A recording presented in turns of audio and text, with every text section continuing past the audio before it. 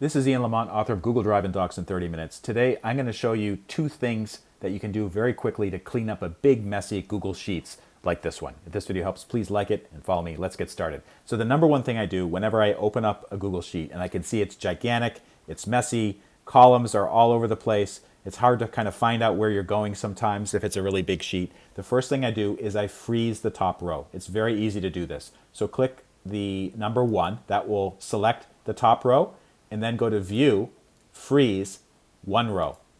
So right now, that means that whenever I start scrolling down this gigantic spreadsheet, the headers will stay the same. And this is assuming that there are headers in the top row, which is pretty typical for spreadsheets or imported CSV files. So the second thing that I do when I have a big Google sheet like this, it's messy, there's all of these columns, it's just hard to, doesn't look good, maybe you want to share it with somebody else, is I make all the columns the same size. And I don't do it manually because that would be impossible. Like if I'm trying to minutely adjust each of the columns so they're the right size, there's a much easier way to do it.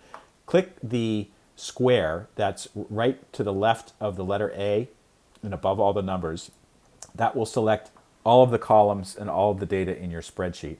And then what you're going to do is you're going to hover over the little line that's between A and B, and you're going to move it to the size that you want all of the columns to be. So let's say that I want all the columns to be, I don't know, maybe about this wide. I just grab that line and now I'm going to let go, and you can see all of the columns are all of a sudden the exact same size all the way to the end, which is exactly what I wanted. You can also make them either smaller or bigger depending on your needs.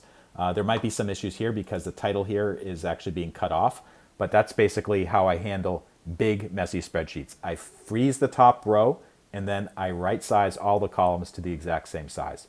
If this video helped, please take a moment to like it or subscribe, and I have links to more resources in the description. Thank you so much for watching.